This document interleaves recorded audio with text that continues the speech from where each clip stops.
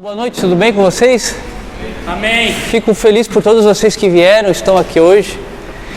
Esse ano a gente preparou tudo com muito carinho para vocês. Então não vai ser só uma escola bíblica, a gente vai fazer um curso durante o ano. E eu peço que vocês sempre tragam essa pastinha, porque toda a aula que a gente mudar, a gente vai trazer as folhas para no final vocês terem uma apostila completa. Então ao final de cada aula vocês têm uma tarefinha para fazer. Não é nada complicado, tá? Coisa bem simples, é mais uma meditação daquilo que a gente aprendeu do que propriamente um exercício, tá? O que a gente vai fazer? Todas as aulas a gente vai ver um tema e depois qual vai ser a tarefa? Vocês vão para casa e vão ler essas 3 folhas, que vai ser geralmente 3 folhas, 2 folhas, para vocês meditarem um pouquinho naquilo que foi falado e para vocês fazerem o exercício de vocês também. Amém? Mas antes de a gente começar, vamos orar, né? Como de costume, queria que você fechasse os olhos. Senhor meu Deus, mais uma vez nós te agradecemos por mais um ano na tua presença. Senhor, eu te agradeço por mais um voto de confiança. Eu não sou digno de estar aqui, Jesus, mas a tua graça me sustenta, o teu amor me sustenta. Eu peço que o Senhor coloque as tuas palavras na minha boca. Eu peço que a tua unção, Senhor, me ensine todas as coisas, que a tua unção fale ao coração de cada um que está aqui. Senhor, se a tua presença não estiver conosco, de nada adianta nós estarmos aqui, Jesus. A tua presença é a principal coisa que nós queremos hoje. A tua presença é essencial para nós essa noite. Jesus, que a tua presença nos toque, nos abrace, que o teu Espírito, Senhor, tire todas as escamas dos nossos olhos, que o teu Espírito Santo nos abençoe com revelação e conhecimento, para que as escamas caiam dos nossos olhos, para que nós entendamos as Escrituras e para que de fato nós possamos ser edificados, Jesus, para que de fato nós possamos amadurecer, crescer em graça e conhecimento e que nós possamos herdar as promessas, herdar tudo aquilo, Senhor, que o Senhor tem planejado para as nossas vidas, tudo aquilo que o Senhor nos vocacionou, que nós possamos começar a tomar posse, Senhor, nessas aulas, que nós possamos começar a entender o que nós precisamos fazer, Jesus, de acordo com a tua santa vontade, que nós não vivamos mais segundo a nossa vontade, mas segundo a tua vontade, segundo os teus desígnios, Jesus, segundo os teus propósitos. Jesus, eu peço que o Senhor nos dê caminho, direção, visão e que principalmente, Jesus, o Senhor aqueça os nossos corações essa noite. É o que nós te pedimos e te agradecemos em nome de Jesus. Amém e amém. Beleza, pessoal? Pode se assentar, ficar à vontade. Outra novidade também é que esse ano nós vamos filmar todas as aulas. Então, depois vocês vão ter essas aulas disponíveis no YouTube. Tá bom? Se vocês quiserem rever, se vocês quiserem passar para alguém assistir também, amém? Fiquem à vontade. Até eu vou pedir para vocês depois visualizar. Como eu disse para vocês, esse ano eu estou com bastante expectativa no meu coração, porque Deus me deu uma palavra para esse ano. Tá? Eu sempre, muitas vezes pensava em trazer algumas ideias de fora para cá, alguns cursos que tem fora para cá, até de pessoas que são homens de Deus, pessoas boas, mas um dia eu tive um sonho que Deus falou comigo. E nesse sonho estava um desses pastores junto comigo e eu sentava na mesa com ele e ele me dizia: come aqui essa comida leve. E eu lembro que no sonho eu virava de costas e falava para ele: não, eu não quero essa comida, eu preciso de uma comida mais pesada. E eu ia para a panela, abria a panela e tinha um montão de carne de panela, macarrão, simbolizando comida sólida. E aí eu entendi que a gente precisa viver debaixo da vontade de Deus, daquilo que Deus está falando para o nosso grupo, para a nossa igreja hoje. Amém? É isso que a gente precisa entender. Então é diante disso que eu fui para a oração, né? Fui ver o que Deus tinha para as nossas vidas. E Deus falou muito forte no meu coração acerca de um assunto que é o amadurecimento da igreja, a edificação da igreja. Por quê? Porque como a gente está perto de algumas coisas do ministério, eu comecei a ver muitos problemas em função disso. A falta de maturidade da igreja como um todo. Por quê? Porque se a igreja não amadurece, ela não está preparada para herdar aquilo que Deus tem para ela. Ela não está preparada para ser vocacionada naquilo que Deus tem para ela. Ela não está preparada para viver o propósito que Deus tem para ela. Então, para alcançar esse propósito de Deus, ela tem que passar pelos processos. Veja a diferença, Saul e Davi. Saul foi ungido rei e já foi reinar. O que aconteceu com o reinado dele? Depois de 2 anos, praticamente acabou. Ele reinou, na verdade, durante 40 anos, mas durante 38 anos ele viveu sem a presença de Deus. Por quê? Porque foi um homem que não passou pelos processos. um homem que não viveu os processos de Deus. Agora Davi ele foi ungido e demorou aproximadamente 20 anos para reinar. Ou seja, foi um homem que passou pelos processos de Deus. E por isso o reinado dele foi o que a gente conhece que foi. João Batista, o homem que ficou de 20 a 30 anos no deserto sendo amadurecido. 20 a 30 anos é muita coisa. Para quê? Para um ministério de 1 ano e 8 meses. E a gente sabe que Jesus fala sobre ele, que nascidos de barriga de mulher, ninguém foi maior do que João Batista. Ou seja, o ministério dele teve impacto. Você sabe, ele foi o precursor de Cristo, foi ele que veio preparar o caminho para Jesus. Então você olha a responsabilidade dele, mas por quê? Porque foi um homem que passou pelos processos. E todo o processo simboliza o amadurecimento. Veja Jesus. Jesus começou a exercer o ministério dele público com quantos anos? 30 anos. Por quê? Porque passou pelos processos. Se o próprio Filho de Deus passou pelos processos, sofreu tudo o que sofreu, por que nós seríamos poupados disso? Não é porque Deus quer que nós soframos, não, mas é porque Deus quer que nós alcançamos esse entendimento de maturidade. Olha Moisés. Moisés ele tinha 40 anos quando saiu do Egito. Ele ficou mais 40 anos no deserto, 80 anos, quando ele recebeu o chamado de Deus para quê? Para voltar de novo para o Egito e então libertar o povo. Mas foi 80 anos de processo, para depois libertar o ano durante 40 anos. Então você vê, Deus demora muito tempo para formar o homem que Ele quer formar. Por que seria diferente conosco? Isso é simples de entender, porque todos esses processos são a fundamentação daquilo que Deus vai construir nas nossas vidas. Se não tem fundamento, o que acontece? A casa cai. É por isso que Jesus disse, aquele que ouve minhas palavras e não as pratica é semelhante ao quê? Ao homem insensato que edificou a sua casa sobre a areia. E aí veio o vento, veio a tempestade, bateram-se as águas contra aquela casa. O que aconteceu? A casa ruiu. Por quê? Porque a casa não tinha fundamento. Então o processo é isso que você está fazendo. Você vai viver a palavra que é dada para você. Aí Jesus disse, aquele que ouve as minhas palavras e as pratica é semelhante ao homem sensato que edificou a sua casa sobre a rocha.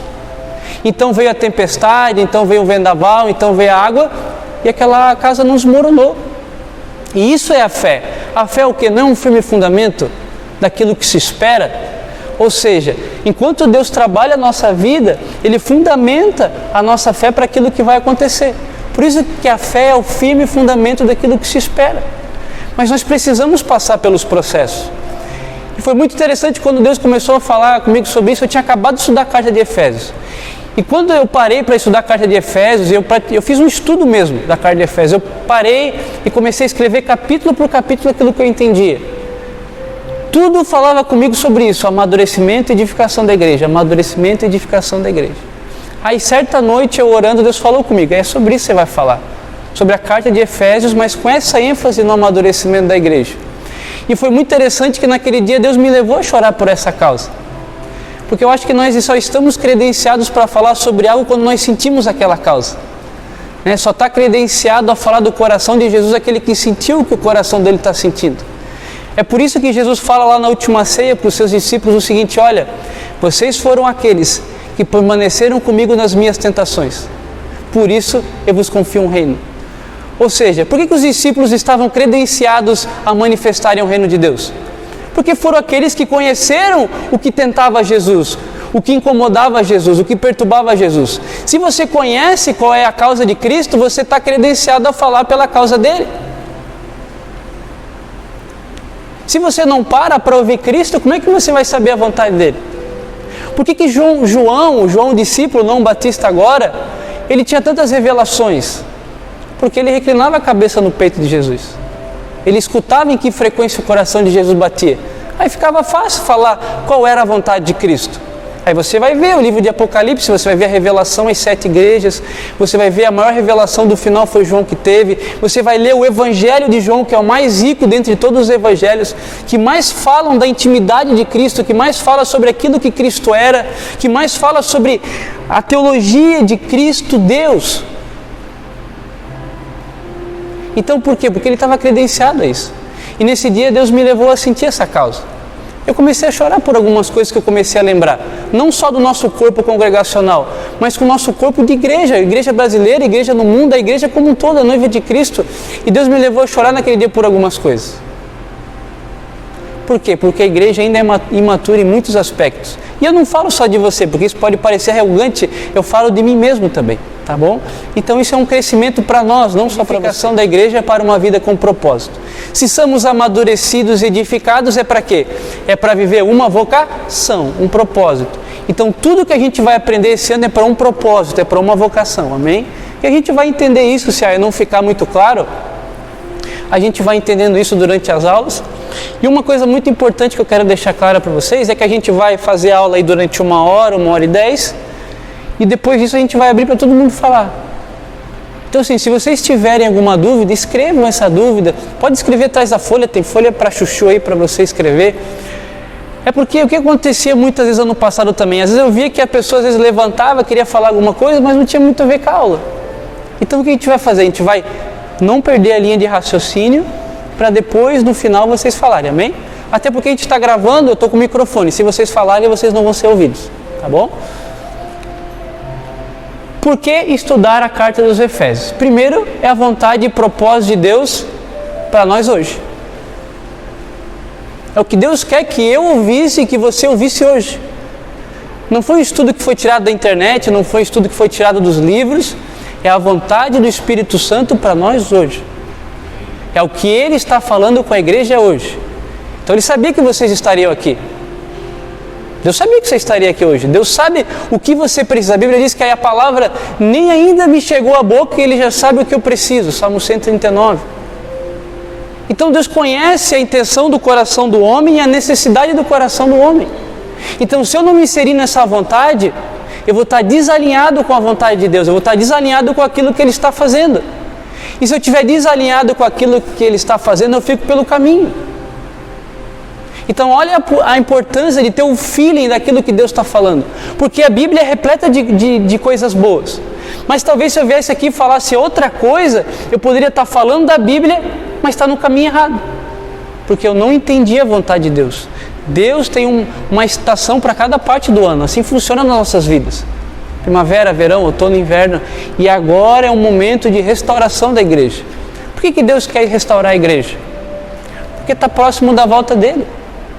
Quando João Batista veio pregando arrependimento, você vai ver que na profecia sobre ele, Isaías, a Bíblia vai dizer que todo monte será abatido e todo vale será aterrado. Ou seja, fala de um caminho para que nós sigamos por ele, um caminho de retidão e justiça.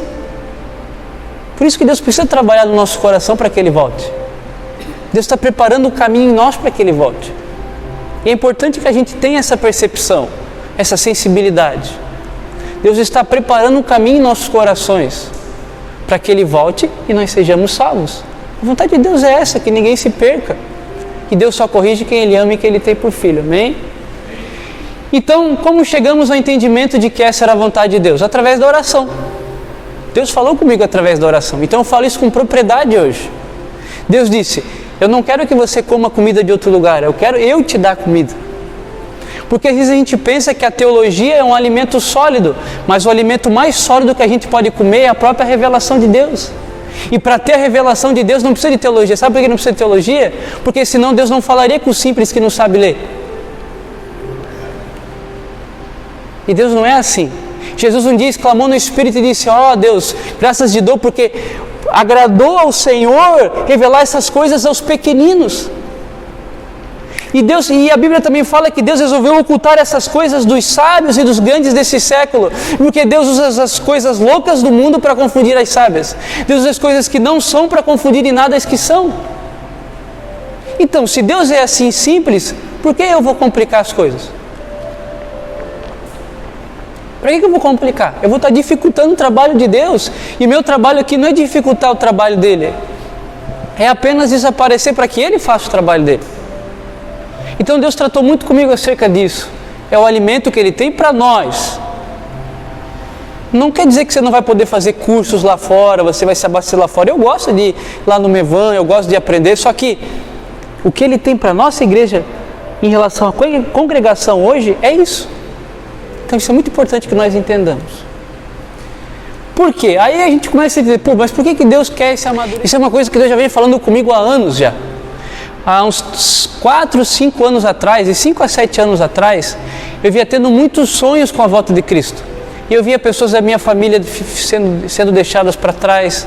Eu via a iminência de Jesus voltar. Eu lembro até que num sonho, eu lembro que Jesus voltou no sonho e eu fui levado assim nas nuvens. E aí eu pensei, na hora me deu uma aflição no peito, assim, eu falei, meu Deus, Jesus voltou. E aí eu escutei uma voz que disse, mas vocês não vão saber nem o dia, nem a hora. Mas a gente precisa estar preparado para isso. Então é uma volta, esse é o contexto que a gente vive, a volta iminente de Cristo. E se nós, isso é muito importante, não tivermos um senso de urgência, nós estaremos desapercebidos. É o que aconteceu com as virgens. 5 tinham óleo, azeite e 5 não tinham. Ambos estavam dormindo. Ambas não tinham senso de urgência. A sorte é que 5 pelo menos tinham unção do Espírito. Tinham intimidade com Deus. Mas 5 acabaram ficando, porque estavam desapercebidas. É o que Jesus fala, seria como nos dias de Noé, casavam e davam, em casamento, comiam e bebiam, e estavam o quê? Jesus vai falar essa palavra, estavam desapercebidos, até que veio o dilúvio e levou a eles. Então olha a importância de que nós estejamos atentos a isso. Jesus falou, olha, vocês precisam ser vigilantes, vigiai e orai. Pedro também diz, sede sóbrios e vigilantes. O vosso inimigo anda ao vosso derredor e tal, você conhece? Então olha a importância disso. Então qual que é o contexto? A volta de Cristo iminente. E por que eu falo isso? Depois desses sonhos que eu tive, eu comecei a pensar, vai acontecer alguma coisa. Alguma coisa vai acontecer. Eu sentia no meu espírito que algo estava prestes a acontecer. E o que aconteceu? Veio a pandemia. Ou você acha que é normal uma coisa que pare o mundo inteiro? Todo mundo fala sobre isso, mas parece que todo mundo já está se esquecendo que o mundo inteiro parou. E por que o mundo inteiro parou? O mundo inteiro parou? Você acha que não foi Deus que permitiu isso? Claro que o diabo usa essa brecha para fazer muito estrago, mas a vontade de Deus é que nós parássemos. Por quê? Parar para estar atento, para ouvir o que Ele tem para dizer. E mesmo em meio àquele aquela solicitude, nós não conseguimos parar para ouvir o que Deus estava falando. Por quê? Porque por mais que tudo ao redor estivesse quieto, o nosso interior estava inquieto. E aí a pandemia passou, aquilo que estava inquieto aflorou ainda mais. E agora o pessoal não quer mais saber, quer voltar para o carnaval, quer voltar para fazer festa, simplesmente porque esqueceu de tudo que passou. Porque nós esquecemos rápido da repreensão. E Deus está nos chamando a atenção de volta. E qual que é o principal sinal que eu vejo que de fato é a volta de Cristo? Veja, Jesus quando fala do sermão do fim das coisas, ele diz o seguinte, olha, e por se multiplicar a iniquidade, o amor de quase todos se esfriará. Pessoal, quase todos é muita coisa, ou não é? Sabe o que é Jesus falar quase todos? Quase todos é muita coisa. E por se multiplicar a iniquidade, o amor de quase todos se esfriará.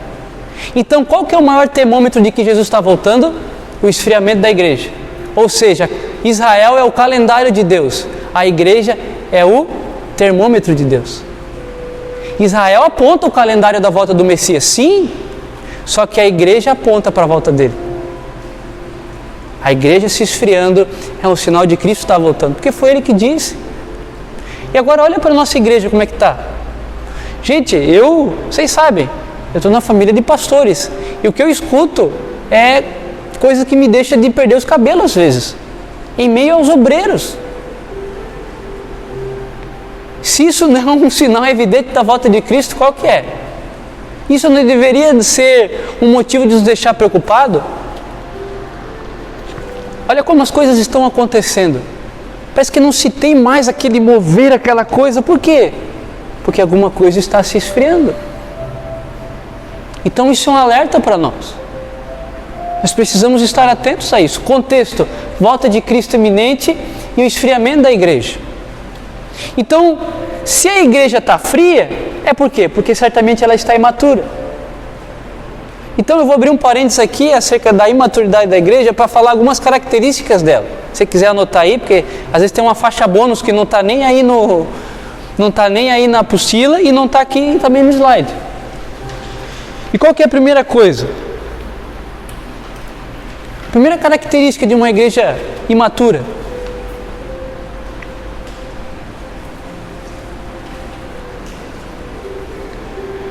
É o tipo de alimento que ela come. Por quê? Uma criança gosta muito de comer besteira, né? A criança gosta muito de fast food, de muito doce, comida que não tem o quê? Comida que não é nutritiva. Comida que faz bem para a alma, mas que não alimenta o quê? O espírito. E uma das principais características da imaturidade é aquilo que você come. Então o crente ele está muito farto de fast food, só que o fast food é um alimento que engorda agora, só que mata lá na frente. E uma das principais características é justamente essa. O que o povo quer? Quer uma palavra que alimente a alma e que seja rápida. A igreja é um drive-thru, eu venho aqui, busco o que eu quero e vou embora. Mas essa comida engorda e mata rápido. Por quê? Porque não tem processo nisso, não tem profundidade nisso, não tem vivência, não tem essência nisso. Fast food, comida gorda. Você engorda na hora e morre depois, espiritualmente falando. E o que a gente vê quando abre a internet? Eu fico escandalizado porque eu vejo que os pregadores que pregam só a bênção, eles têm mais visualizações. E os pregadores que muitas vezes são mais ríspidos, mas que querem o bem de você, quase não tem. Por que isso? Alguma coisa está errada? Então, a primeira característica é o tipo de alimento. Jesus disse, os médicos dizem, você é o que você come. Jesus, o médico dos médicos, também disse isso. Se os seus olhos forem luz, tudo será luz. Por quê? Tudo que você alimentar através da janela da alma é o que vai alimentar o seu espírito. Se você se alimenta através dos sentidos de porcaria, o que vai ter no seu interior? Então isso é uma reflexão para a gente. Outra coisa é o tipo de mentalidade. A criança, quando ela é criança, ela só pensa em pedir. A criança, por ela ser imatura e incapaz de algumas coisas, ela vai recorrer a alguém, sempre que ela precisar de alguma coisa, ao pai. Mas à medida que ela amadurece, sim, nós continuamos dependentes de Deus. Mas a tecla tem que mudar. O só me dá, um dia tem que acabar. O que o salmista disse? O que me dará o Senhor? Não, ele disse, o que eu darei ao Senhor por todos os seus benefícios? Então a gente precisa começar a mudar essa mentalidade. De pedinte para um provedor.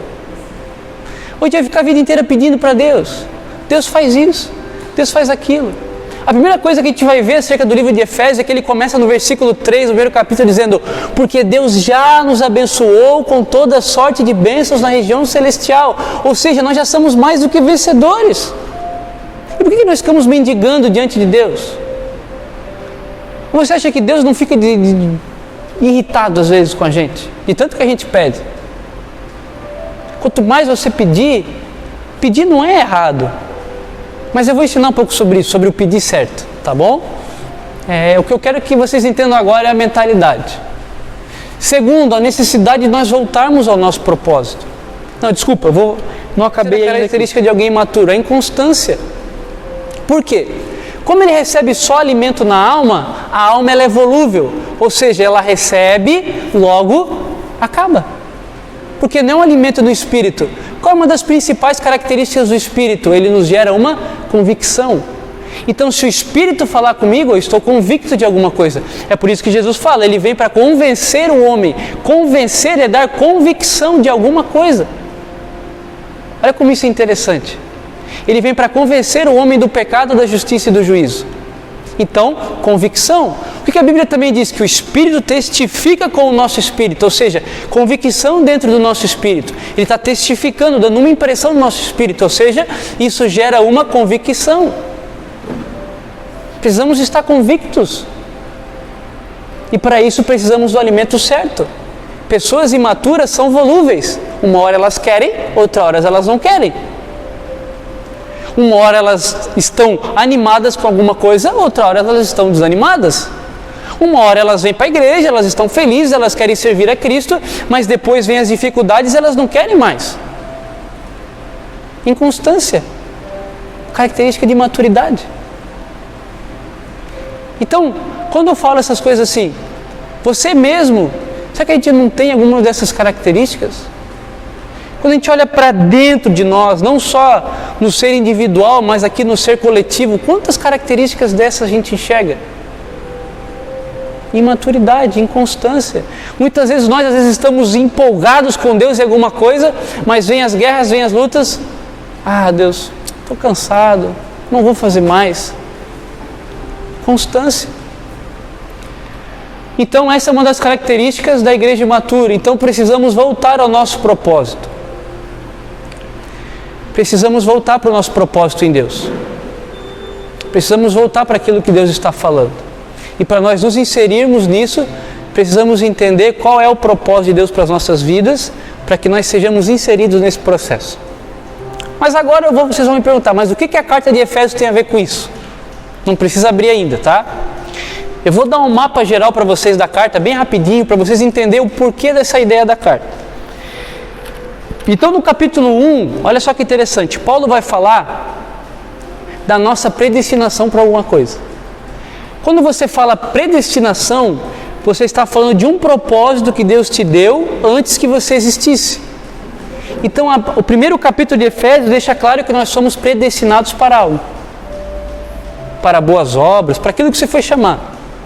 No segundo capítulo, Paulo vai falar sobre a graça.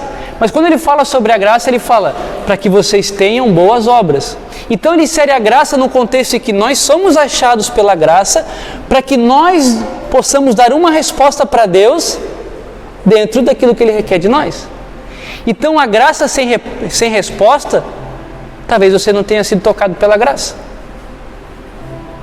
Porque ele fala, porque vocês foram predestinados em Cristo Jesus para quê? Para boas obras, falando sobre graça. Então você fala assim para mim, mas a salvação não vem por obras. Sim, a salvação não vem por obras, mas a salvação me gera obras. Essa é a confusão que todo mundo faz. Por quê? Porque não é porque eu fiz alguma coisa para Deus que Ele me escolheu. Não, Ele me escolheu porque o amor dEle é incondicional. Só que depois que se eu fui verdadeiramente tocado pelo amor dEle, esse amor faz com que o meu coração gere o quê? Uma resposta a Ele. Então, a graça, ela não vem de obras. A Bíblia fala, não vem de obras para que nenhum homem se glorie. Mas depois ele vai dizer, porque nós somos chamados para boas obras em Cristo Jesus. Está vendo a diferença? As pessoas fazem confusão, mas está aqui explicado. Então o capítulo 2 vai falar do papel da graça, te conduzindo por esse caminho, e a resposta que você vai dar é esse amor de Deus. Capítulo 3. No capítulo 3, ele começa a falar da vocação de Paulo para os gentios e dos gentios dentro do papel igreja. Então ele começa a pegar o ser humano aqui no papel individual e começa a colocar no papel coletivo. Agora, eu no meu papel individual eu vou colaborar no papel coletivo. E essa coletividade vai manifestar o propósito de Deus. Aí por isso que ele fala, para que pela igreja seja conhecida a multiforme sabedoria de Deus. Ou seja, pela igreja, Deus é conhecido do mundo. Então nós, como um propósito individual, somos inseridos no propósito coletivo da igreja para a manifestação da vontade de Deus. Olha que interessante isso. Depois que ele acaba o capítulo 3, ele vai para o capítulo 4 e aí ele vai falar sobre os 5 ministérios. Você já deve ter ouvido sobre os 5 ministérios. E para que servem os 5 ministérios? Para a edificação da igreja. Então ele vai falar do pastor, do mestre, do evangelista, do apóstolo, mas todos com uma função bem definida dentro do reino de Deus. Ele vai usar essa palavra diversas vezes, para edificação dos santos, para edificação da igreja, para crescimento da igreja, para que a igreja cresça. Então é cada um trabalhando numa posição para que a igreja amadureça e cumpra o seu propósito. E aí no capítulo 5 e 6 ele vai falar de uma questão prática da igreja. Aí ele vai falar um pouco sobre como lidar com a esposa, como lidar com o marido, como lidar com os filhos, questão de batalha espiritual no capítulo 6, mas é questões mais práticas. Então primeiro ele embasa toda uma doutrina, para então lá para o final do livro ele vir com a questão prática. Tá, vocês aprenderam toda essa doutrina, agora vamos praticar isso. Coisas simples do dia a dia, amém?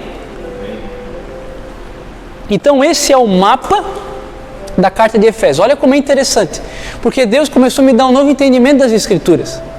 Sempre que nós vamos ler um livro, a gente tem um problema, e eu sempre tive esse problema de pegar as coisas pisadas.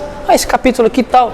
Mas quando a gente pega um livro e começa a enxergar ele como um todo, a gente começa a entender o propósito daquele livro, a intenção de Deus em comunicar aquele livro, e algumas coisas que fogem do nosso entendimento quando nós analisamos somente ele estrito num versículo, num capítulo. Então a gente precisa analisar ele de uma forma geral. E quando eu passei a analisar esse livro dessa forma, Deus abriu um leque para muitas coisas que a gente vai ver esse ano. Então esse ano a gente vai ficar só em cima desse livro. Olha só que interessante. E vocês ao final do ano vão ter uma apostila bem grande para vocês terem em casa. A gente vai começar, eu vou ler para vocês, se vocês quiserem abrir para acompanhar, vocês podem acompanhar, porque a gente vai ler um versículo ou outro e aí vai falar um pouco sobre esse versículo, porque até o final do ano a gente vai ler o livro inteiro de Efésios. Mas claro, vai ser um pouquinho cada dia, então não vai ser cansativo, não vai ser maçante.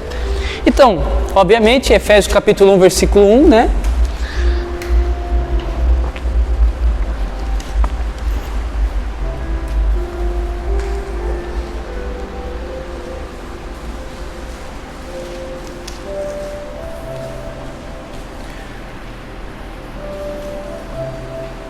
Então diz assim a palavra de Deus: Paulo, apóstolo de Cristo Jesus por vontade de Deus, olha, já está falando de propósito aí, por vontade de Deus, aos santos que vivem em Éfeso e fiéis em Cristo Jesus.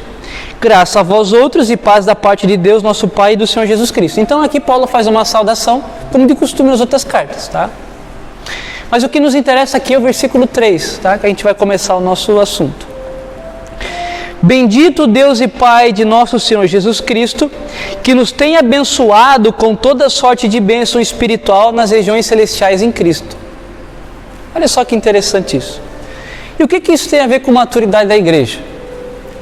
Bom, se Deus já nos abençoou com toda sorte de bênçãos nas regiões celestiais, tem alguma coisa errada. Porque muita coisa ainda não aconteceu na nossa vida, certo? Se Deus já nos abençoou assim, tem alguma coisa errada. O que acontece? Deus está além do tempo. O tempo é uma criação de Deus para que nós vivêssemos debaixo dele. Deus está além do tempo. Então, além do tempo, nós já fomos abençoados e Deus já nos predestinou para alguma coisa. Só que inseridos nós no tempo, não estamos livres de passar pelos processos para se chegar nesse propósito, nessa predestinação. Então, acima do tempo, nós já temos um propósito estabelecido em Deus. Só que, para eu alcançar essa bênção e de fato ser abençoado em Cristo Jesus, eu preciso passar por alguns processos para que a minha vida esteja preparada para isso. Porque Deus, quando nos mostra aquilo que nós nos tornaremos, Ele nos mostra a floresta pronta, bonitinha. Só que a floresta, para ficar pronta e bonitinha, a semente precisa morrer, precisa germinar, precisa nascer a árvore, e isso é um processo que muitas vezes demora anos. Na maioria das vezes demora anos. O problema é que a gente vê aquilo e já quer aquilo pronto, mas Deus quando Ele te mostra alguma coisa, não é para você querer pronto, é para você se preparar para o que está vindo. José, ele viu, olha, eu vi os feixes se dobrando, eu vi o sol e a lua, as estrelas se dobrando, tá bom, bonitão, e agora como que é o processo? Vai ser jogado na cisterna, vai passar pela casa de Potifar, vai para a cadeia, vai ser esquecido por anos dentro da cadeia, até ser elevado ao governador do Egito. Então Deus mostra a floresta, mas Ele nos dá as sementes. As sementes. A gente precisa passar pelo processo. A flecha para ir para frente, primeiro ela anda para trás. A gente precisa começar a entender isso. Ninguém sobe uma montanha correndo, eu falava isso ano passado, né? Ninguém sobe uma montanha correndo. Quanto mais alto for o seu propósito, talvez mais tempo você leve para chegar lá no topo do monte. Por isso que Saul caiu rápido, porque ele não tinha processo. É por isso que Davi permaneceu e a semente dele permanece eternamente. O Messias veio de Davi. E olha o processo que ele passou. Você acha que foi fácil? Não era culpa dele que Saul perseguia ele, porque ele era um cara que ajudava o rei. O rei ficava endemoniado, ele ia lá tocava. O demônio saía. Saul precisava de algum guerreiro para livrar ele na hora da guerra. Davi ia lá, opa, é comigo, ia lá, matava os inimigos. Davi era parceiro para toda hora. Davi nunca falou para... A Bíblia nunca mostra que tenha passado na cabeça de Davi usurpar o reino de Saul. A Bíblia nunca fala sobre isso. Só que ele sabia o que estava dentro dele, o para que ele havia sido ungido. E por isso ele aceitou passar pelos processos. Olha só que interessante isso. Ele aceitou passar pelos processos porque ele conhecia o que tinha dentro dele. Então Deus precisa te mostrar aquilo que você vai ser para que você entenda e passe por aquilo que você precisa passar. Você lembra que eu falei que a fé é o firme fundamento daquilo que se espera? Deus, Ele te mostra para que você tenha um fundamento para passar e para que aquilo que Ele quer construir em cima de você seja construído. Processos. Então Davi foi um rei excelente por quê? Porque aceitou passar pelos processos. 20 anos ali sofrendo, teve oportunidades de matar Saul. Se ele matasse Saul, ele estaria errado. Saul estava tentando matar ele, ele podia dar uma justificativa, né? Mas não, ele agiu corretamente. Não, eu não vou levantar a mão contra o ungido de Deus. Aonde Deus falou que vai me colocar, é Deus quem tem o compromisso de me colocar lá, não eu que vou me colocar nesse lugar. É por isso que Jesus disse, espere ser chamado, não tome os primeiros lugares. Se Deus falou que vai te levar lá, Ele tem o compromisso de te levar até lá. Pois aquele que começou a boa obra em nossa vida é fiel para cumprir até o dia de Cristo Jesus. Filipenses. Se Ele começou a boa obra, Ele vai terminar. O problema é que nós fugimos da boa obra, por quê? Porque temos medo dos processos. E o processo, eu não culpo você por ter medo, porque muitas vezes eu tive medo dos processos. Os processos são difíceis, o processo é doloroso. Jesus, nós não temos a mesma estrutura de Cristo, mas Cristo nos representa em muitas coisas. No momento de maior agonia, suando sangue, Lucas fala que ele soa sangue, ele fala, mas que não seja feita a minha vontade, mas a tua, ou seja, o processo é tua vontade, Deus, e eu vou passar por esse processo até o fim. Então, viver o propósito de Deus é aceitar passar pelos processos. Então a igreja precisa entender esse amadurecimento. Por que não recebemos todas as promessas? Porque ainda nós não amadurecemos, não aceitamos passar pelas promessas. E aí eu vou ler para vocês em Gálatas capítulo 4, versículo 1. Digo, pois, que durante o tempo que o herdeiro é menor, em nada difere do escravo, posto que ele é senhor de tudo, mas está sob tutores e curadores até o tempo predestinado pelo Pai. O que isso quer dizer? A gente já falou muito sobre isso nos outros anos, né? Que enquanto a gente é menino, enquanto a gente é imaturo, a gente não pode herdar a promessa. Por quê? Porque nós estamos sob tutores, cuidadores até a maioridade, para que daí nós possamos desfrutar daquilo que Deus tem para nós. Quem aqui não quer desfrutar do que Deus tem? Eu quero desfrutar das bênçãos que Deus tem preparado para mim. Só que como que Deus vai me dar? Poder, autoridade, dons, ministério, dinheiro, influência, se eu não souber usar essas coisas da maneira correta. Eu vou me machucar, eu vou machucar outras pessoas, eu vou acabar usando aquilo que Deus me deu para me promover, enquanto aquilo que deveria ser promovido é o nome dEle. Então Deus não pode nos dar muita coisa, porque aquilo que Ele nos der talvez vai ser usado de maneira errada. Nós precisamos entender isso. Então quando alguma coisa não chega, a primeira coisa que eu tenho que pensar é que talvez a culpa não seja de outro, mas a culpa seja minha, que não estou acertando nas provas. Porque quando uma criança ela reprova numa prova, ela tem que fazer o quê? A prova de novo. E talvez situações estejam sendo recorrentes em nossa vida, porque nós não estamos fazendo a prova corretamente. E aí a gente tem que fazer a prova tudo de novo. E aí reprova de ano, tem que fazer tudo de novo. Tem que sentar para ouvir o assunto de novo e tem que fazer a prova de novo. Então, se a Bíblia fala que quando eu sou menino, eu sou semelhante ao escravo. O escravo, ele ainda não pode também ter as promessas, porque ele não é filho. Só que o filho, mesmo sendo filho, sendo imaturo, ele não pode pegar e desfrutar ainda. Então, olha a importância de amadurecer. Você entende pela palavra da importância do amadurecimento e fala, poxa, então se eu estou estagnado é porque eu não estou amadurecendo.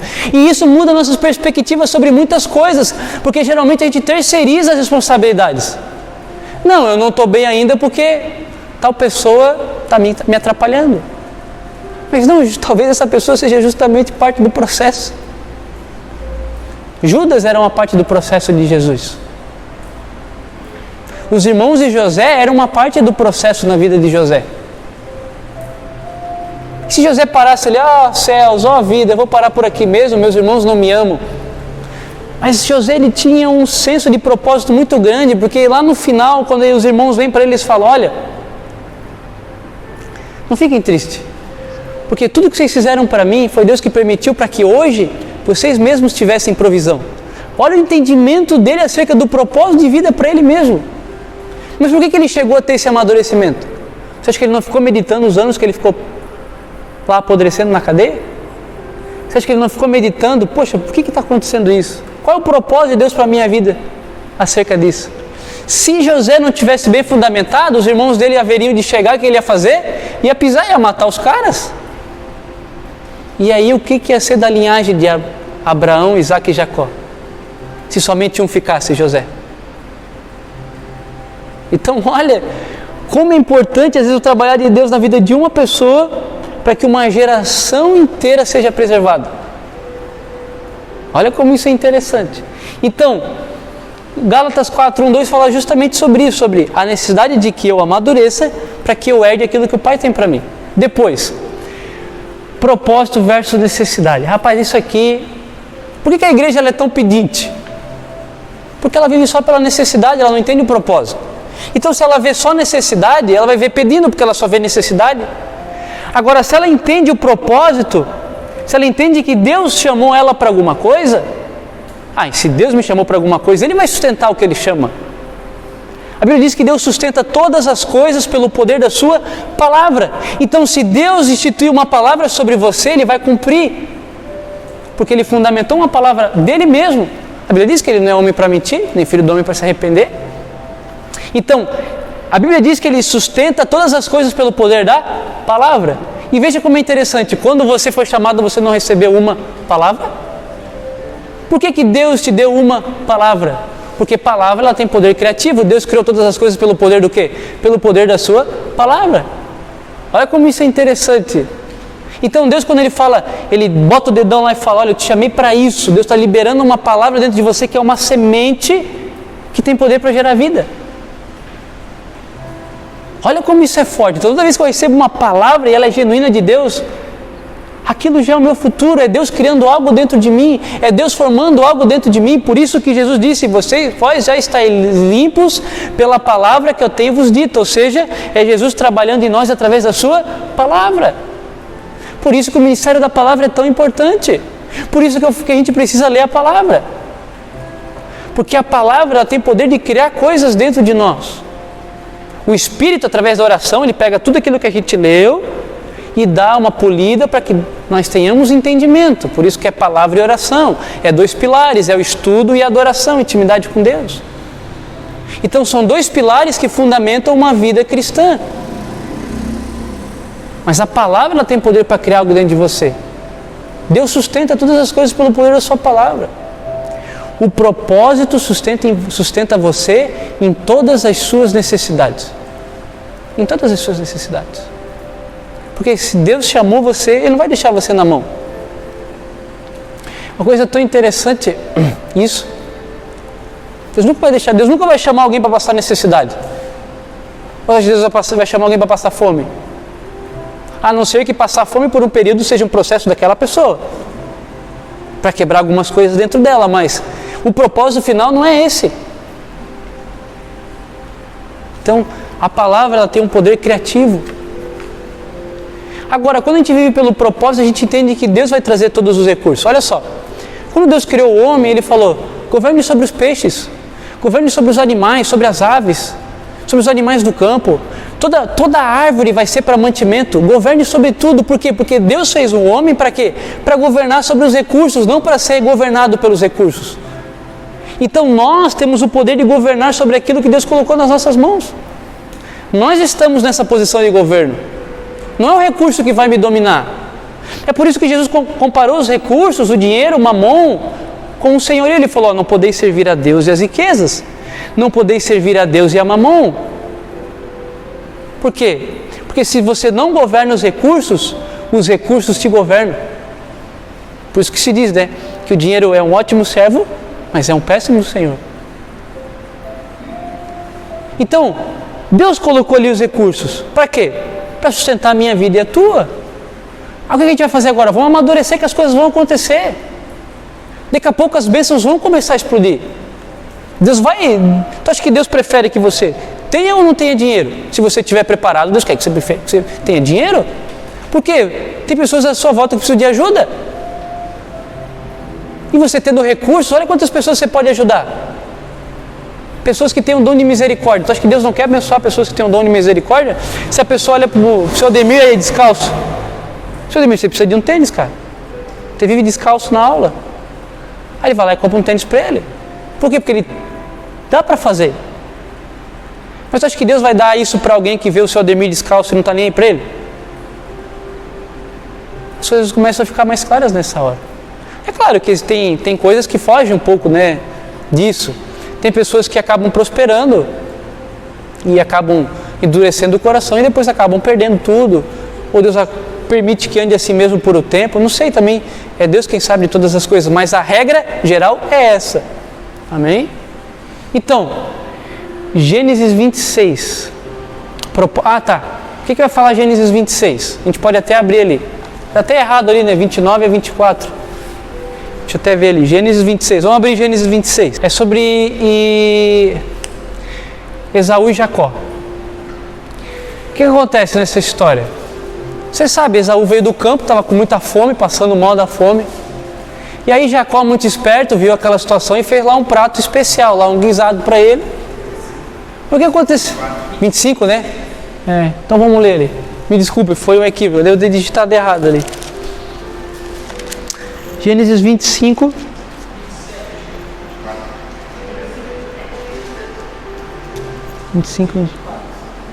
Não é o 25 não, né?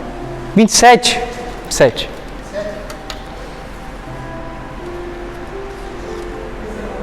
Vinte e sete, 25, 27, vamos lá. Gênesis 25, 27. Cresceram os meninos.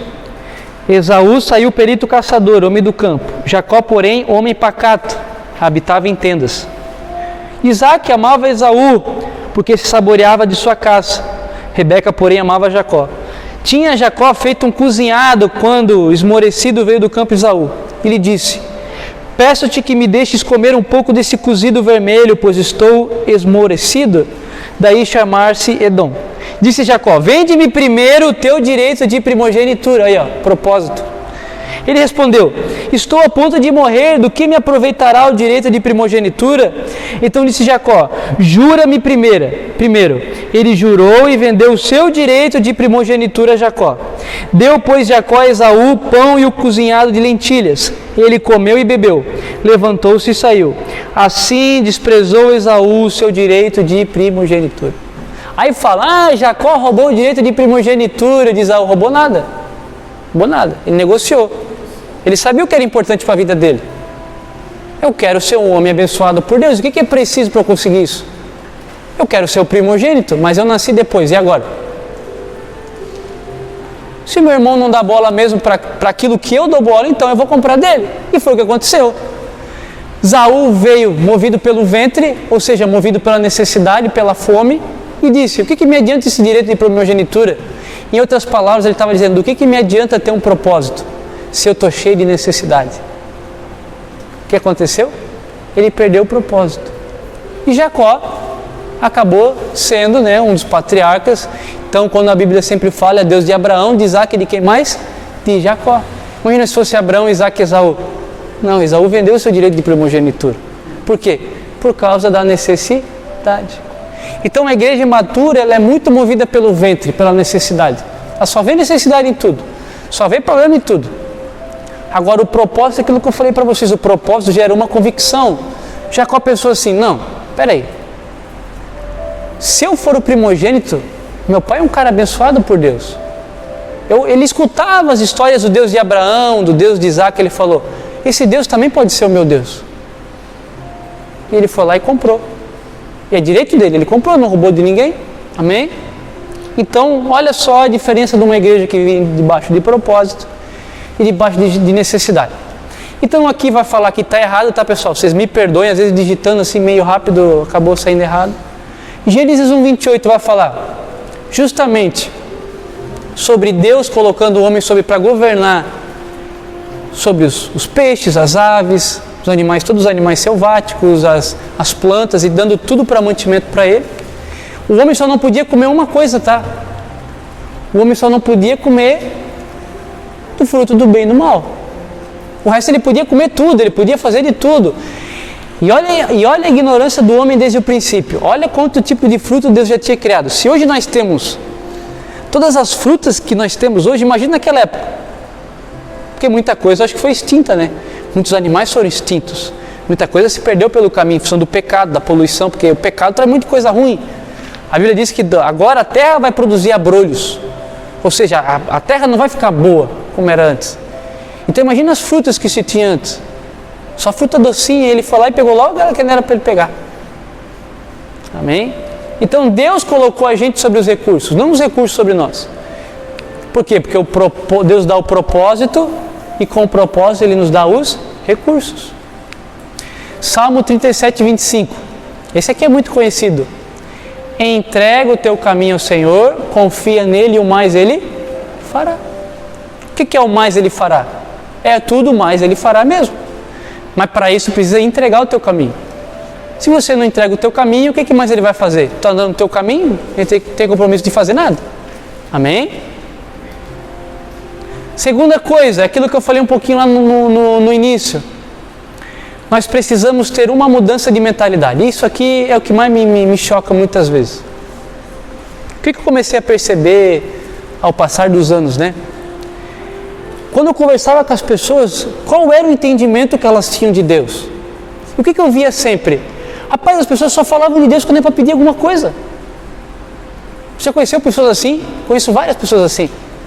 Parece que Deus é o Walmart, Deus é o Big, Deus é só aquilo que eu preciso. E de fato as pessoas quando vêm para a igreja, a grande maioria delas vem só com o intuito de pedir alguma coisa. Então as pessoas não têm vida nenhuma com Deus. Ah, mas vamos lá na igreja do pastor César, porque lá o pastor César ora, a pessoa cai endemoniada, é liberta, volta para o mundo e enche de Satanás de volta. Por quê? Porque parece que a igreja é um drive-thru.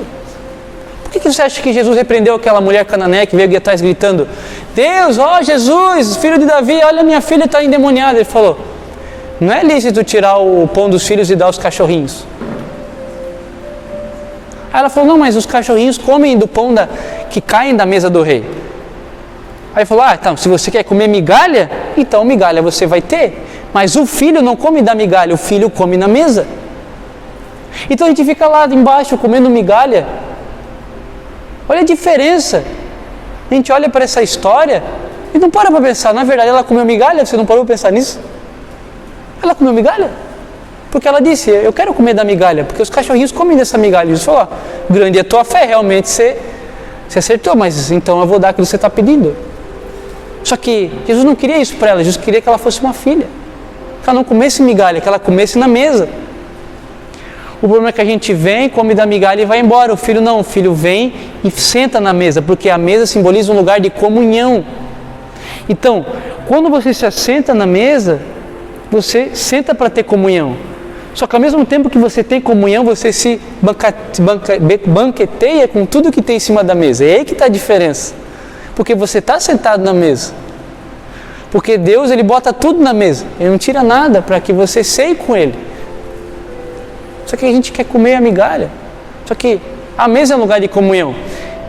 Até tem aquele cara que é um filósofo lá, que eu esqueci o nome dele, que é aquele gordinho lá, como é que é o nome dele? Que fala do churrasco, né? Que o churrasco, na verdade, não é para você ir com fome, é para você ter comunhão.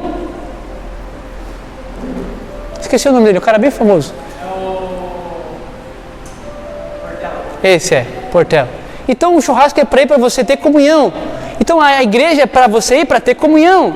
Depois você come. Não é verdade? É tão chato aquele cara que chega no churrasco e já nem fala com ninguém, ele já está agoniado para comer. Não é chato? Imagina Deus aqui fazendo um maná descer e você só preocupado em comer. Por isso que Jesus disse: eu sou o pão vivo que desce do céu. Aquele que comer da minha carne nunca mais vai ter fome. Por quê? Porque a carne dele, ele disse, é a verdadeira comida, e a carne dele simboliza a comunhão. É por isso que a gente ceia, come o pãozinho, porque o pãozinho simboliza a comunhão. Para que vocês façam isso em memória de mim até que eu venha. Comunhão. Então você vem para a igreja para comer do pão verdadeiro, que é para ter comunhão. Não é para ficar pedindo. Isso é chato. Nós vamos falar sobre petições. Petições, elas elas são bem-vindas. A Bíblia ensina-me a pedir muita coisa, sim. Só que eu não posso ensinar você a pedir sem antes ensinar você a ter comunhão. Está entendendo? Depois que você aprende a ter comunhão, aí sim você aprende a pedir. Porque você já está do lado do Pai. Aí estando do lado do Pai, você conhece os atalhos. Mas antes disso, não tem como pedir sem ter comunhão. Se não vira algo de segundas intenções, não fica algo espontâneo. Amém? Até porque, à medida que você amadurece, seus pedidos mudam. Então, se você aprende a pedir não estando maduro, seus pedidos são ruins. É por isso que Tiago fala: pedis e não recebeis por quê? Porque pedis mal para gastar nos vossos deleites. Tiago fala isso. Então, se vocês pedem e não recebem porque pedem mal, primeiro a gente precisa aprender a ser maduro para então aprender a pedir corretamente. Então não adianta eu ensinar vocês a pedir se vocês não aprenderam a ter comunhão. Não estou falando vocês, eu não estou jogando vocês, estou falando como um todo, tá? Não estou dizendo que vocês não têm comunhão. Mas claro, a palavra de Deus sai daqui para ir, daí para cá. Todo mundo está pegando isso. Amém? Então a gente precisa primeiro ter comunhão com Deus. E aí depois que você está em comunhão com Deus, e é tão nítido isso, igreja, porque quando você chega na presença de Deus e você sente de fato a presença de Deus, não dá coragem de pedir nada. Não dá coragem de pedir mais nada. A presença de Deus ela é tão forte, você fica tão maravilhado com aquilo que Deus é, daquilo que Deus está fazendo em você, que você fala: Deus, eu não consigo pedir mais nada. Porque a presença de Deus ela já é plena dentro de você. Aí você fala, cara, você começa a chorar e você fala: não, Deus, eu não quero pedir nada, eu só quero entregar tudo o que eu já tenho. Eu não quero pedir mais, eu só quero entregar o que eu já tenho, porque o reino de Deus é semelhante ao colecionador de pérolas. Ele sai pelo campo, ele acha uma pérola de grande valor e ele vai lá e vende tudo para comprar aquela pérola. Porque não é a respeito daquilo que ele vende, é a respeito daquilo que ele conquista em Cristo. Porque ele encontrou uma pérola de grande valor. E qual que é o nosso trabalho? É vender o que falta vender. E quando que eu vou conseguir vender aquilo que falta vender? Quando eu entender qual é o valor de Cristo na minha vida. Aí eu vendo o que eu preciso vender. Quando Cristo tiver o valor na minha vida que Ele de fato tem que ter, aí eu vendo o que eu preciso vender. Aí eu consigo vender as horas de televisão. Aí eu consigo vender as ofertas que eu deixo de dar. Aí eu consigo vender o meu tempo e entregar tudo nos pés dele. Está aqui, Deus, o meu tempo, o meu esforço, o meu dinheiro, está tudo aqui. Claro que muitos de nós ainda não conseguiram entregar tudo. Mas eu peço que pelo menos nós comecemos a entrar nesse propósito. O que mexe comigo? Deus, isso aqui mexe comigo. Essa coisinha aqui, isso não é uma coisa grande, mas Deus, eu vou trabalhar até que eu esteja apto a te entregar isso. Uma vez eu vi um testemunho de um pastor que aquilo lá me chamou a atenção. Ele falou que ele entrou no carro, ele tinha comprado um carro novo. Ele entrou no carro. Daqui a pouco ele começou a entrar em crise, porque ele falou: Deus, mas e se o Senhor me pedisse esse carro? E agora? Será que eu daria? E ele começou a entrar em crise com aquilo ali. Em crise, até o ponto que ele caiu e falou: não. E surgiu uma convicção dentro dele. Se Deus me pedisse agora, meu carro estava apto a dar. E aí disse que ele entrou em paz. Porque a questão não estava naquilo que ele estava conquistando na hora, mas em poder aquilo ser entregue a Deus no momento que Ele pedisse. Você está vendo uma mudança de mentalidade? Não é a respeito do carro novo que Deus vai me dar, mas se eu estou apto a dar meu carro novo se Ele pedir. Isso muda todo o nosso entendimento, tudo aquilo que nós aprendemos. Não que Deus esteja interessado no seu carro, mas Ele está interessado no teu coração. Porque somente o coração voltado a Ele pode pensar: Deus, o que darei eu a você por todos os seus benefícios? Ou você acha que quando Deus pediu Isaac para Abraão, Ele queria matar Isaac? Não, Ele queria o coração de Abraão.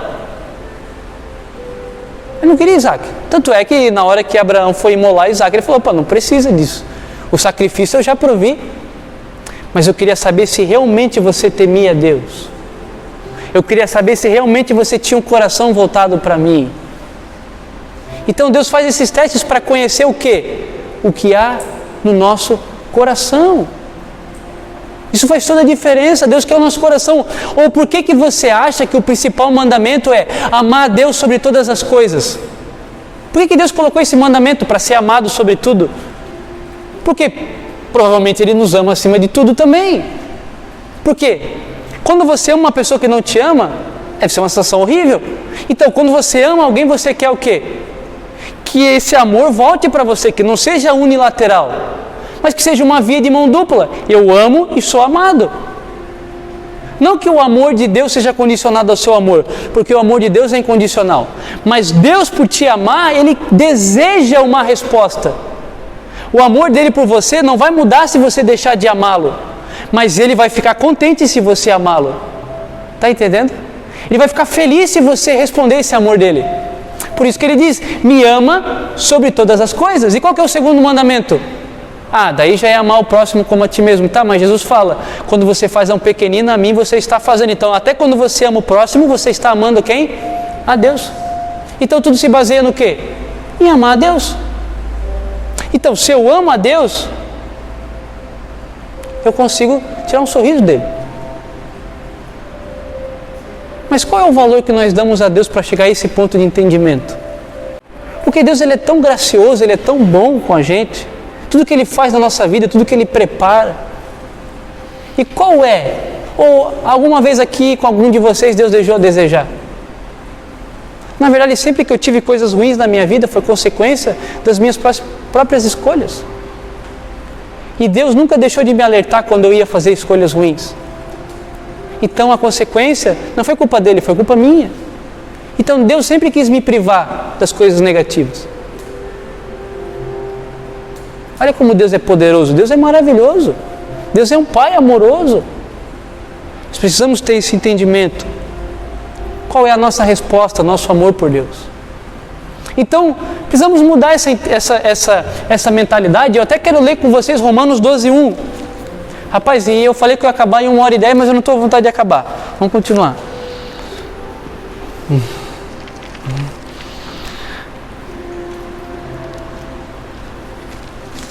Quando o maná vem fresco,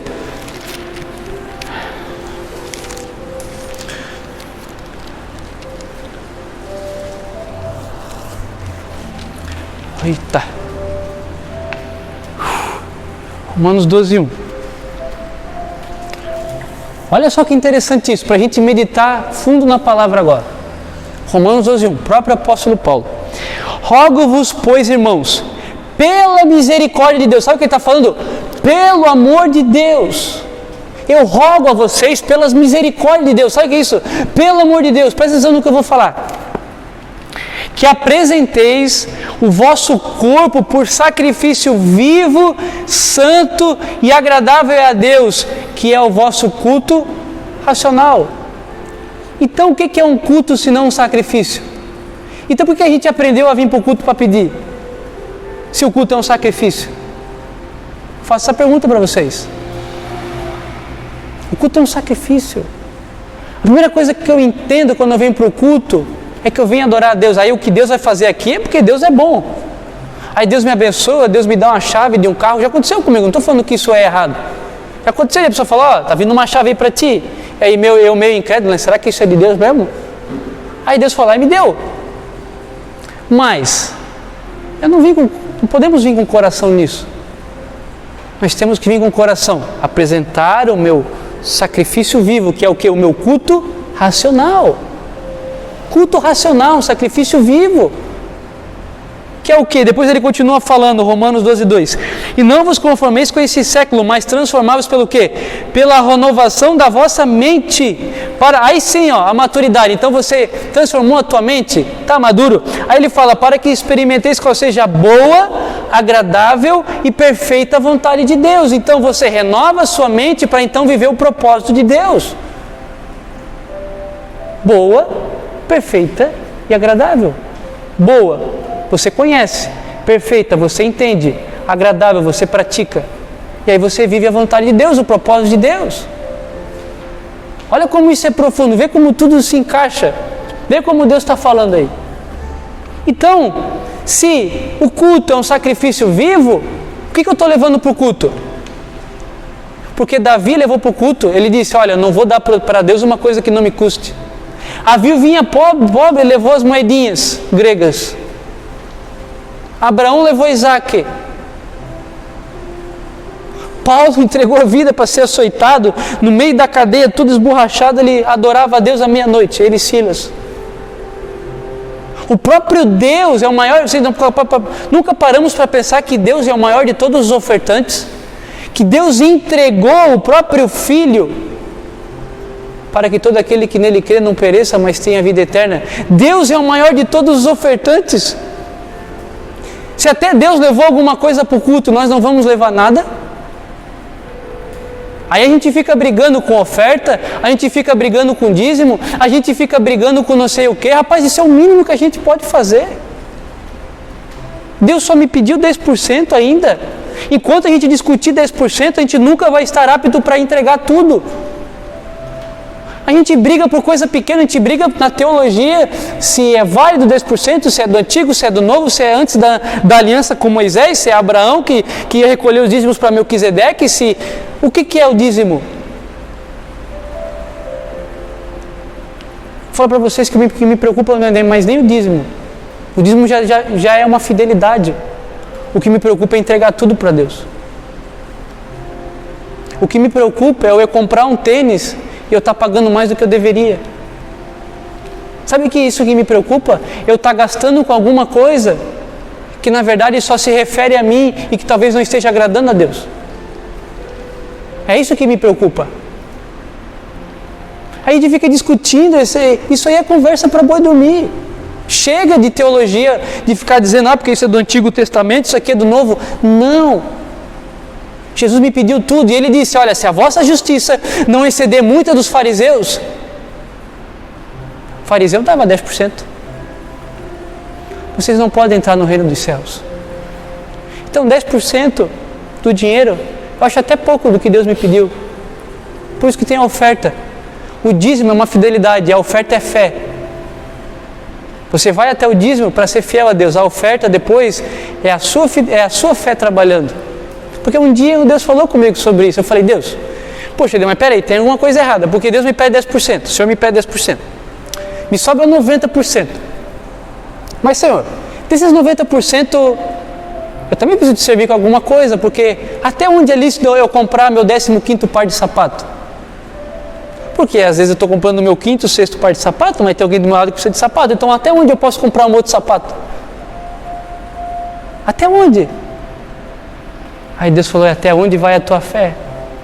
Até onde tu é capaz de tirar a capa que você tem, porque você tem duas, e dar para aquele que não tem? Porque João Batista falou, quem tem duas capas, tira e dá uma para quem não tem. Então eu fiquei meditando acerca dessas coisas. Até onde vai a minha fé? Até onde eu sou capaz de entregar tudo para Jesus? Às vezes, não precisava nem entregar muito, era só a gente parar de reclamar um pouquinho. Às vezes não precisava nem entregar tudo ali no altar, o salário inteiro. Não, nem precisa isso. Mas era só a gente ter um espírito voluntário em servir a Ele, em trazer a nossa oferta, o nosso dízimo com alegria. Às vezes era só isso que Deus estava pedindo. Mas não, a gente reclamou até do pouco.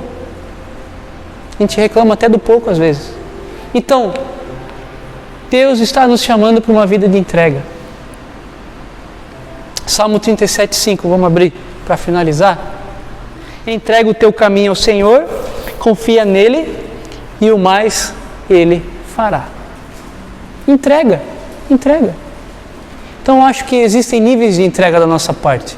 À medida que nós amadurecemos, nós estamos aptos a entregar mais coisas. Seria muito bom se nós lêssemos a história da igreja. Os jovens moravianos que se entregaram para ser escravos, para pregar numa ilha de escravos, somente para pregar o evangelho para os escravos. Sabia que tem gente que é capaz de fazer isso? E eu acho engraçado que a história conta que eles estavam no barco para embarcar para a ilha e os pastores lá tudo preocupados, os pais preocupados. Meu Deus, tem certeza que eles vão fazer isso? Aí um deles gritou, um dos dois falou, olha, que o cordeiro receba a recompensa pelo seu sofrimento.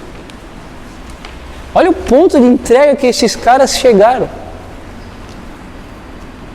Então, talvez nós não alcancemos essa entrega, mas que pelo menos hoje a gente consiga entregar um pouquinho mais do que nós entregamos ontem. Eu estava vendo um testemunho, rapaz, eu não consigo parar de pregar agora. Eu estava vendo um testemunho, e não sei se vocês já ouviram falar sobre o Dan Duque. Um homem de Deus, assim, um cara que prega demais, e ele falou uma coisa, ele tem algumas disciplinas que ele faz desde que ele começou a vida cristã dele. Uma delas, obviamente, é a oração, leitura da palavra, e a terceira é sempre fazer uma semente, todos os dias da vida dele. Então, todo dia ele não vai dormir um dia sem fazer uma semente. Seja ela qual tipo for. Seja tempo, seja dinheiro, seja tirar uma camisa para dar para o cara, seja qualquer coisa. Mas ele não passa um dia da vida dele sem fazer uma semente. Eu pensei, poxa Deus, todo dia é brabo, mas pelo menos uma por semana dá para fazer. Não dá para fazer uma por semana? Sabe por que dá para fazer? Porque isso não se refere somente a dinheiro. E ninguém é tão pobre, eu sempre falo isso, né, que não tinha nada para dar. Porque Elias chegou lá na viúva que só tinha mais um pouquinho de farinha para fazer o bolo e disse, olha, dá um pouquinho dessa farinha e faz um bolo para mim, porque o azeite não vai faltar aí na tua botija, o trigo não vai faltar. O que ela fez? Ela pegou o pouco que tinha e deu. E realmente não faltou. Vivendo pelo poder da semente. Então o que a gente precisa é praticar a entrega. Porque a entrega não é uma questão de sentir, é uma questão de atitude. Eu estou sentindo que tu está precisando. Não, eu estou vendo que você está precisando. Eu estou percebendo que você está precisando. Eu estou entendendo que você está precisando de alguma coisa. Amém? Então é isso, pessoal. Por hoje é só. Eu não queria acabar agora. Mas eu acho que já está quase próximo do horário, né?